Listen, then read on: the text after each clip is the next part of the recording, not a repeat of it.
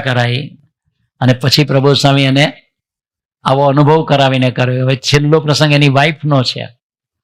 તો એમના વાઈફ બહેનોની શિબિર ચાલતી હતી એ 2019માં, અને ચાલુ શિબિર એમને પેટમાં બહુ દુખાવો થયો એટલે ઇમરજન્સીમાં ત્યાં આગળ પેલી એમ્બ્યુલન્સ બોલાવી. તો એટલી બધી રાડો નાખે. પ્રસંગ શોર્ટમાં કહીશ, બહુ લાંબો છે. તો એટલી બધી બૂમો પાડે ને ચીસો પાડે એટલે જે એમ્બ્યુલન્સમાં ડોક્ટર હોય ને નર્સો એ બી ગભરાઈ ગયા કે આને શું થયું છે. એમ પેઇન કિલર આપે પણ કોઈ અસર ના કરી.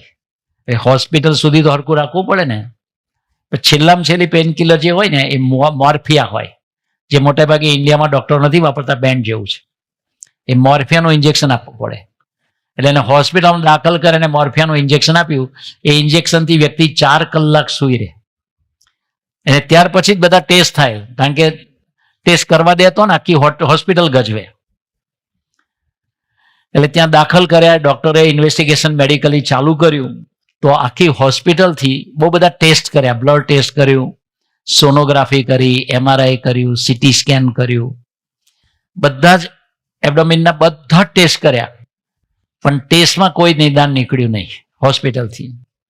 અને 4 કલાકે જાગી જાય એટલે પાછું મોર્ફિયા આપવું પડે. એમ કરતા કરતા બીજો દિવસ થયો. બીજા દિવસે બીજી મોટી હોસ્પિટલના ડોક્ટરોને બોલાવ્યા. એટલે એને પાછો કે છે કે આ રિપોર્ટ નહીં ચાલે, બીજા કરાવવાના. એ ફરીથી જેટલા ગઈકાલે રિપોર્ટ કરાયા હતા, બ્લડ ટેસ્ટ ને સોનોગ્રાફી ને આ ને ત્યાં મારા ને બધું ને CT સ્કેન ને બધું વારંવાર કરાય ને રેસ પાસ થાય ને કેન્સરના ચાન્સીસ વધી જાય. બીજે દિવસે બધા ટેસ્ટ કરાયા અને આખો દિવસ ઇન્વેસ્ટિગેટ કર્યું, કશું જ મળ્યું નહીં, નિદાન જ ના થયું. ત્રીજે દિવસે ગવર્મેન્ટની મોટી હોસ્પિટલ ત્યાં ઓટાવાથી સ્પેશિયલ ડોક્ટરો આવ્યા. એને પણ બધા ટેસ્ટ કરાવ્યા, એ લોકોને પણ કશું ના મળ્યું. ચોથે દિવસે અમેરિકાથી ચાર્ટર પ્લેનમાં એક ડોક્ટર આવ્યા સ્પેશિયલ એને ચેક કરવા, અને ત્યારે પણ કશું જ નિદાન થયું નહીં, બધા ટેસ્ટ કરાયા પછી. અને આ 4 દિવસ દરમિયાન પેલું મોર્ફિયાનું જે ઇન્જેક્શન આપતા હતા એનાથી બોડી જે કહે ને ડ્રગ્સ રેઝિસ્ટન્ટ કહેવાય, કે મોર્ફિયાનું પછી કામ ના લાગે, બોડી એને એડિક્ટ થઈ જાય અને અસર જ ના કરે. એટલે પછી હાઇડ્રોમોર્ફિયા આપવું પડે. હાઇડ્રો એટલે 8 કલાક બેભાન રાખે અને વર્લ્ડની છેલ્લામાં છેલ્લી પેન કિલર, એના પછી કંઈ ના થાય. એટલે એને આપવાનું ચાલુ કર્યું. તો દવાની ઇફેક્ટ રહે ત્યાં સુધી એ પડ્યા રહે, અને દવાની ઇફેક્ટ પૂરી થાય એટલે પછી એને પાછું ધમાલ ચાલુ થઈ જાય. હવે આ 4 દિવસ પસાર થઈ ગયા, હવે શું કરવું? હવે તે વખતે કેવું, પહેલા ના કીધું કે સ્વામીજી આવી કસોટી કરવાની ત્યારે એ અવેલેબલ ના થાય.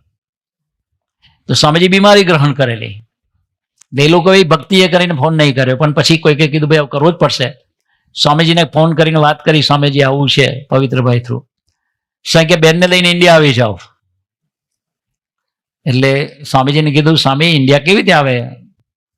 તો મોર્ફિયાના ઇન્જેક્શન ઉપર જ જીવે છે, અને હોસ્પિટલમાં એ ઇન્જેક્શન ઉતરી જાય એટલે પાછું બીજું આપવું પડે છે, અને પ્લેનમાં બેસાડીને લઈ જાય પહેલા તો ડિસ્ચાર્જ નહીં આપે હોસ્પિટલ. અને બીજું કે સ્વામી આ ઇન્જેક્શન ક્યાંથી લાવવું? એમ સ્વામી કે ના કેમ ના આપે? કે સ્વામી કે ડિસ્ચાર્જ લઈ લો ને આપણે લઈને આવો ઇન્ડિયા. હવે સ્વામીજી એમની જ વાત કરે. આવા ટાઈમે 2 ધર્મ સંકટ આવે. એક તો લઈ આવવાની આજ્ઞા ના પડાય, અને બીજું આજ્ઞા કરે એમાં નિર્દોષ બુદ્ધિ ના રહે. પેલી બાજુ હોસ્પિટલ વાળા રજા ના આપે, પણ સ્વામીજી કે ના આપણે અહીં લઈ આવો. પણ સ્વામીજીની ગરજ કેટલી બધી છે. સ્વામી કે આપણા સત્સંગીની કોઈ છે કે નહીં ફાર્મસી, એની પાસે લઈ લઈએ. તો કે સ્વામી એ નહીં, પણ તો 4 જણની સાઇન કરીએ ને ત્યાં તો હાઇડ્રોમોર્ફિયા આપે છે, 4 જણની સાઇન લે છે. તો હવે કેવી રીતે આપશે? એમ એ તો ના આપે. સ્વામી કે સારું, ચાલો હું ઇન્ડિયાથી એક માણસને લઈને દવા લઈને બેસાડ દઉં છું. એ ત્યાં આવશે કાલે, એને ઇન્જેક્શન આપીને પછી પ્લેનમાં બેસાડીને લઈ આવો. સ્વામીજીની ગરજ કેટલી બધી. સ્વામી કે તું આપી દે ને ઇન્જેક્શન. તો કે સ્વામી મારથી ક્યાંથી અપાય? તો કે સારું, જનકભાઈને કહું છું એક નર્સ તમારી જોડે બેસાડ દે ને એ ઇન્જેક્શન આપી દેશે, દવા હું ઇન્ડિયાથી મોકલું. પણ સ્વામીજી આટલી બધી ગરજનું દર્શન કરાવ્યું, પોતાની બીમારી હતી તો એ તો થયું જ નહીં કશું. એ 5મો દિવસ થયો. તો પછી કોઈકે કીધું હવે તો મૂંઝાયા બરાબર. હોસ્પિટલ વાળાને કીધું કે હવે શું ઓપ્શન છે? હોસ્પિટલ વાળા કે બે ઓપ્શન છે ભાઈ, પેલી 4 કલાક વાળું હવે શરીરને કામ નથી લાગે એવું 8 કલાક વાળું છે, તો પહેલું ઓપ્શન દર 8 કલાકે મોર્ફિનનું ઇન્જેક્શન આપો હાઇડ્રો, અને જીવે એટલું પડી રહે અહીંયા આગળ, બસ બાંધમાં આવે એટલે આપી દેવાનું, બાંધમાં આવે એટલે આપી દેવાનું. બીજો ઓપ્શન વોલ્યુન્ટરી ડેથ, પેશન્ટ સાઇન કરીને આપી દે તો અમે એક ઇન્જેક્શન આપી દે સીધા દામમાં. કેટલી સિરિયસ કન્ડિશન, એનું રહસ્ય છેલ્લે આવશે. છાતી આપવાની વાત, કે આવી પોઝિશનમાં માણસ બચે કેવી રીતે? તો પ્રબોધ સ્વામીને પૂછ્યું કે પ્રબોધ સ્વામીને પછી કોન્ટેક્ટ કરવાનું કીધું, પેલા કપિભાઈ બધા. તો ગુરુવારીને કોન્ટેક્ટ કર્યો. તો ગુરુવારે પહેલું જ વાક્ય પૂછ્યું, સ્વામીજી શું કીધું? તો કે સ્વામીજી બેન નહીં લાવવાનું કીધું. સ્વામી કે લઈ આવો. પ્રબોધ સ્વામી નહીં લવાય એવું, રજા આપે તો લવાય ને. તો કે ના જાઓ, રજા આપવાનું કહો પેલાને, ડોક્ટરને કે રજા આપે. તે ગયા રજા આપવા માટે, રજા લેવા. ડોક્ટર કે ગાંડો થઈ ગયો, આવા પેશન્ટને ક્યાંથી રજા અપાય? ઇમરજન્સી છે આ તો, ડેથ, લાઈફ ને ડેથની વચ્ચેનું છે. અને માન કે હું રજા આપું અને તમે એને ઘરે લઈ જાઓ, પાછો દુખાવો પડશે, પાછા ઇમરજન્સીમાં જ આવશો. અને આની દવા હોસ્પિટલ સિવાય કોઈ જગ્યાએ છે જ નહીં, માટે તમે ઘરે લઈ જવાની વાત કરશો જ નહીં. અને કે કદાચ લઈ ગયા ને તો મારી જવાબદારી નહીં, એના ફ્યુચરની ચિંતા, એની જવાબદારી અમારી નહીં. એ પ્રબોધ સાહેબ ફોન કર્યો. પ્રબોધ સાહેબ કે શું કીધું? તો કે સ્વામી ડોક્ટરે કીધું છે એની જવાબદારી અમારી નહીં, અને એના ફ્યુચરની ચિંતા એની જવાબદારી અમારી નહીં. પ્રબોધ સાહેબ અકળાયા. પ્રબોધ સાહેબ એમની ભાષામાં કીધું, ડોક્ટરને કહી દો કે તું તારા ફ્યુચરની ચિંતા કરે. ડોક્ટરને કહી દે કે તું તારા ફ્યુચરની ચિંતા કર. પછી પ્રભુ સાહેબ એક વાક્ય બોલ્યા, અમારા ફ્યુચરની ચિંતા અક્ષર અને પુરુષોત્તમ મહારાજ કરી રહ્યા છે. અક્ષર અને પુરુષોત્તમ મહારાજ કરી રહ્યા છે. પણ પ્રભુ સાહેબ ડિસ્ચાર્જ કેવી રીતે મળશે? ચિંતા ના કરી, પરમ દિવસની ટિકિટ કરાવો. તો જનકભાઈએ કીધું કે સ્વામી બિઝનેસ ક્લાસની કરાવજે. પ્રભુ સાહેબ કીધું કે પરમ દિવસની ટિકિટ કરાવી દે, હજુ તો ડિસ્ચાર્જ લીધો નથી. પ્રભુ સાહેબ કે પરમ દિવસની કરાવી દે. જનકભાઈ કે બિઝનેસ ક્લાસની કરાવો. પ્રભુ સાહેબ પ્રભુ સાહેબ કે ના, ઇકોનોમી ક્લાસમાં જવાનું અને સુધા જવાનું. હવે પ્લેન તો ફૂલ પેક હતું, ટિકિટ માર મળી હતી ઇકોનોમી ક્લાસની. પ્રભુ સાહેબ કે પૈસા નહીં ખર્ચવાના, સુધા જવાનું. પછી કે ડિસ્ચાર્જ નો, તો કે જ્યાં ડોક્ટરને કે ડિસ્ચાર્જ આપે. 5મો દિવસ હતો અને પરમ દિવસની પ્લેનની ટિકિટ બુક કરાવી દે. તો કે પણ સ્વામી ડિસ્ચાર્જ આપશે તો જ જવાશે ને પ્લેનમાં. પ્રભુ સાંઈ કે ચિંતા ના કરીશ, આવતીકાલે સાંજે 6 વાગ્યા પહેલા તારા વાઈફ તારા ઘરે હશે. મુજ મરજી વિના રે કોઈથી તરણો. હજુ તો હોસ્પિટલમાં ડિસ્ચાર્જ નથી આવતા. 6ઠ્ઠો દિવસ થયો સવારે. અને અચાનક એને એક ડોક્ટરનો ફોન આવ્યો. એ સરદારજી હતા, આયુર્વેદિક ડોક્ટર હતા, એમડી મટવિંદર ફૂલ કરીને નામ હતું. એની આયુર્વેદિક ટ્રીટમેન્ટ પહેલા લેતા હશે. तो किंचित भाई क्या चल रहा है, कैसा? अहमद फोन करो रैंडम. तो कि नहीं मेरा तो ठीक है. तो कि किसका खराब है? तो कि मेरी वाइफ का खराब है. तो कि क्या हुआ? तो कि ऐसा 5 दिन के से हुआ है, कोई डायग्नोसिस नहीं होता है, बहुत डॉक्टर आए, रिपोर्ट भेज दो ना मेरे पास. पेलो सरदार जी के अचंते पाचा आयुर्वेदिक वाला કે ભાઈ રિપોર્ટ ભેજ દો. તો કે સાહેબ રિપોર્ટ તો ના લે, MRI ના બધા હોસ્પિટલ બ્લડ ના એના બધા ઓનલાइन છે, તમને આપું क्या दे दो. रिपोर्ट આપ્યા. तो ऐसा कर, कुछ नहीं है, इसको एनीमा दे दो. नवी उपाधि. એટલે ડોક્ટરને કીધું કે ભાઈ અમારા આ બેનને એનીમા આપી દો. ડોક્ટર ક્યાં ઇન્ડિયા છે? આવી રીતે એનીમા અપાય આવા इमरजेंसी केस ने? तो कि भाई मेरा डॉक्टर, तेरा डॉक्टर है तो अभी पेशेंट हाँ बोलेगा तो करेंगे. એટલે બેન જેવા જાગ્યા ને તે રાડો પાડતા હતા.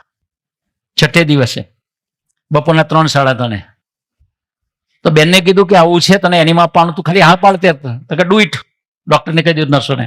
એટલે એની કન્સેન્ટ મળી ગઈ. એટલે પછી એનીમા આપ્યું. એનીમા આપ્યું એટલે તરત બાથરૂમ ગયા. રાડો પાડતા બાથરૂમમાં ગયા. એટલું બધું દુખતું હતું એનતા વધારે. અને બાથરૂમમાં ગયા અને પેટ સાફ થઈ ગયું. બહાર આવીને એકદમ શાંત પ્રશાંત. એટલે નર્સો ગભરાઈ ગઈ, કાને કંઈક થઈ ગયું, કેસ ફેલ થઈ ગયો, બોલતા નથી, ચાલતા નથી, એકદમ શાંત પ્રશાંત.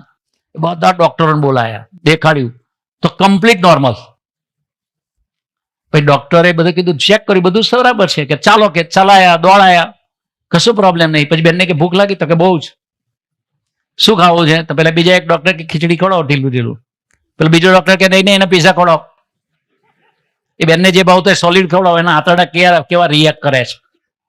તો કે સારું, તો ખીચડી બી મંગાવી ને પીઝા બી મંગાવી.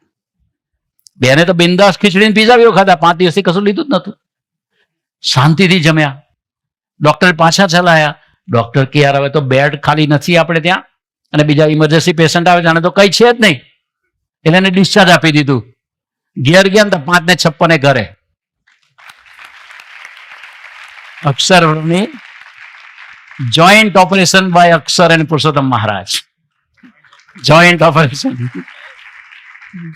એ બંને જણા ઘરે ગયા, અને પછીના દિવસની બુકિંગ હતું. પછી તો પ્લેનમાં ગયા. બીજું તો થયું કે સ્વામી રસ્તામાં કઈ થાય તો દવા પ્રભુ સ્વામી કે આપી દેશે. એ બી તો ડિસ્ચાર્જ થતી ઘડી ડોક્ટરે મોર્ફિયમનું ઓરલ દવા આપી દીધી કે કદાચ પ્લેનમાં કઈ થાય તો આપી ઉડાવી દેજો. આ તો પ્રભુ સ્વામી પ્રવેશ જ. પછી પ્લેનમાં બેઠા. પ્લેનમાં ગયા ત્યાં સુધી 3 વાર જમ્યા, કશું નહીં. પ્લેનમાં જાય ને તો 15-20 પેસેન્જર અંદર લીધા, પ્લેન પોઝિશન ક્લોઝ કરી દીધી. પેલી એર હોસ્ટેસને પૂછ્યું કે આ પ્લેન તો બધું ફૂલ હતું, અને આ તો હજુ 300 પેસેન્જરના પ્લેનની અંદર 50 જ છે, તો બાકી બધા કેમ ના આવ્યા? તો કે ભાઈ આ પ્લેન તો ઓવરબુક જ હતું, પણ અમારે 250 જણનું ગ્રુપ બુકિંગ હતું, એમાં કોકને પ્રોબ્લેમ થયો ને એટલે 250 કેન્સલ થઈ. અક્ષરબ્રહ્મ જુઓ ક્યાં સુધી પહોંચ્યા છે, 1 જણ માટે પેલા 250 હલવાડી દીધા છે. પછી ઓલા આર્ગ્યુમેન્ટ કર્યો કે એર હોસ્ટેસને કે ભાઈ તમે નાનું પ્લેન લેવું હતું ને, આ 250 કેન્સલ થયો, આટલો બધો ખર્ચો કેમ કરો છો ચીક ઇન્ડિયા સુધીનો? તો કે ના, વળતા પ્લેનમાં પાછું ફૂલ બુકિંગ છે. એક તો બધાને કોમ્પન્સેશન અહીં આલવું પડે ને ત્યાં વાળાને આલવું પડે, એટલે કરોડોનો ખર્ચો થાય. તો કે હવે તો કે બેનને આવું તકલીફ છે, ઓકે આ દાંડિયા ઊંચા કઈ સુડાઈ દો. પ્રભુ સાંઈ શું બોલ્યા હતા? ઇકોનોમીમાં જવાનું, સુતા જવાનું. ઇકોનોમીમાં જવાનું ને સુતા ઇન્ડિયા આવી ગયા. હવે સાંભળજો, ઇન્ડિયા આવ્યા પછી સ્વામીજી ત્યારે કીધેલું કે ઇન્ડિયા ઉતરેલું મને કહેજો, હું ગાડી મોકલીશ. પછી ઇન્ડિયા આવ્યા પછી સ્વામીજી કીધું સીધા હરિધામ આવી જાઓ. તો સ્વામીજી પાછા બહાર. પ્રભુ સાંઈને પૂછ્યું શું કરીએ? તો કે સ્વામીજીને તમે પૂછ્યું હોત તો શૈલેષભાઈને ત્યાં જ મોકલાત. અને શૈલેષભાઈને ત્યાં મળવા મોકલ્યા. તે પહેલા સ્વામીજીનો ફોન આવી ગયો, મારી દીકરી આવે છે, એને કોઈ પણ ભોગે તમારે કશું થવા દેવા ના થાય, એના માટેની ટ્રીટમેન્ટ કરજો. એટલે ત્યાં ગયા, શૈલેષભાઈ ચેક કર્યું. શૈલેષભાઈ કે મારો કેસ નથી, પણ ડોક્ટર પંકજ ખંડેલવાલ છે બરોડામાં, એની પાસે જાઓ, એ કરશે. પછી એની પાસે ગયા તો એને બધું કીધું કે ભાઈ ચેક કરવું, પણ કે બધા રિપોર્ટ્સ આપો, મેડિકલ હિસ્ટ્રી આપો. તો કે સાહેબ અમે એટલા ઉતાવળમાં આવ્યા હતા કે રિપોર્ટ્સ લાયા જ નથી. તો કે બીજા કરાવો. તો કે સાહેબ સોરી, 4-4, 5-5 વખત રિપોર્ટ કરાયા છે, હવે સીટી સ્કેન ને બધું કરાવે તો એને કેન્સરના ચાન્સીસ થઈ જાય સાહેબ, એ નથી કરાવવું. તો કે ડોક્ટર કે રિપોર્ટ વગર હું કેવી રીતે ડાયગ્નોસિસ કરીશ? આખા કેનેડાના 4 હોસ્પિટલના મોટા મોટા ડોક્ટરો ડાયગ્નોસિસ નતા કરી શક્યા, તો પંકજ ખંડેવાલ કે હું શું કરીશ? એને પાછો પ્રભુ સાંઈને ફોન કર્યો. પ્રભુ સાંઈ શું કરું? પ્રભુ સાંઈ કે કેનેડાથી રિપોર્ટ મંગાવી લે ને. તો કે સ્વામી હું અહીં છું, પેશન્ટ અહીં છે, રિપોર્ટ હોસ્પિટલમાં છે, કેવી રીતે આપે? પ્રભુ સાંઈ કે આપશે જાને. એ પ્રભુ સાંઈને સંભાળીને ગયા. પેલું એનું મેડિકલ આઈડી હતું ખાલી એક. તે પેલા ઋતુલને ફોન કર્યો કે જાને હોસ્પિટલ નજીક. ગયા હોસ્પિટલમાં, આઈડી લઈને કીધું કે આ બેનના રિપોર્ટ આપો બધા. તો કે આઈ વોઝ વેઇટિંગ. આ રહ્યા તૈયાર છે, હું તો રાહ જોઉં છું કે કોઈ રિપોર્ટ લેવા આવે. અક્ષરબ્રહ્મની પાછી સુપ્રીમસી ત્યાં રિપોર્ટ આપી દીધા, સ્કેન કર્યા, અપલોડ કર્યા, પંકજ ખંડેવાલને બતાવ્યા. પંકજ ખંડેવાલે ચેક કરી લીધું, એને નિદાન કરી જો ઇન્ડિયાના ડોક્ટર કે આ બેન 13 વર્ષના હતા ને ત્યારે એને એન્ટેસ્ટાઇનનું સર્જરી કરાવી હતી. એમાં એન્ટેસ્ટાઇન વખતે સ્કાર ટિશ્યુ હોય, આપણા જે ટિશ્યુ હોય બોડીના, એની અંદર જે ટાંકા લીધા હોય, એ સ્કાર ટિશ્યુમાં આંતરડાની દિવાલોની વચ્ચે ચોંટી ગયા છે, એટલા માટે આ પ્રોબ્લેમ થયો છે. એક નાનકડી સર્જરી કરવી પડશે, અને સર્જરી કરે એટલે બેન કમ્પ્લીટ થઈ જશે. એ સર્જરી થઈ ગઈ. તે સર્જરી કરવામાં છે, ડોક્ટર કહે છે કે હસબન્ડને બોલાવો અંદર. પેલો કે હું બ્લડનું ટીપું જોત મને ઉલટી થઈ જાય. અને આખી સર્જરી ડોક્ટરે બોલાય, પ્રભુ સાંઈને સંભાળીને ગયા. આખી સર્જરી જોઈ, બધું કમ્પ્લીટ થઈ ગયું. પછી ઘરે આવ્યા. પ્રભુ સાંઈને કીધું શું કરીએ? પ્રભુ સાંઈ કે 1 મહિનાનો સિલેબસ છે. એક બધું શિડ્યુલ લખી આપ્યું. સવારે સર્વમ સ્વામીનું, પછી ભક્તિ સ્વામીનું, પછી બહેનોનું, સર્વમંગલ બેન, હા તે બધાનું ગોષ્ઠી સાંભળવાની. પછી બધું કર્યું. પછી પ્રભુ સાંઈને પૂછ્યું કે પ્રભુ સાંઈ આ શેના માટે આખો આ પ્રસંગ કર્યો એમ. ત્યારે ગુરુહરિએ વાત કરી કે બેનને છે ને નિશ્ચય નથી ભગવાનનો. એને સ્વામીજીમાં નિશ્ચય હતો પણ ગુરુહરિનો નિશ્ચય હતો નહીં. એટલે એને કહ્યું કે નિશ્ચય પાકો કરાવવો હતો, એના પ્રારબ્ધને 000 કરવું હતું અને કમ્પ્લીટ એના આત્માને શુદ્ધ કરી અને શુદ્ધ નિશ્ચય કરાવી અને કમ્પ્લીટ કરીને મોકલવો હતો. એટલે એના પ્રારબ્ધનો ભગવાને ઉપયોગ કર્યો. પછી એ બેને ત્યાં સમાગમ કર્યો. ત્યાં સુધી એમને સ્વામીજીનો નિશ્ચય હતો પણ ગુરુહરિ પ્રબોધ સ્વામીનો નિશ્ચય હતો નહીં. અને ગયા ત્યારે પ્રબોધ સ્વામીની બે મૂર્તિઓ લઈ ગયા ને મંદિરમાં પધરાઈ અને કીધું કે આજ પછી આ મૂર્તિઓને મંદિરમાંથી હટાવવાની નહીં, અને એને શાંતિથી. તો એ નિશ્ચય કરાવવા માટે ભગવાને એને આટલી કસોટીમાંથી પસાર કર્યા અને આટલી બધી ઉપાધિમાંથી કર્યા. પણ આપણે જે પુરુષની ગોદમાં બેઠા છે એ સર્વોપરી પુરુષ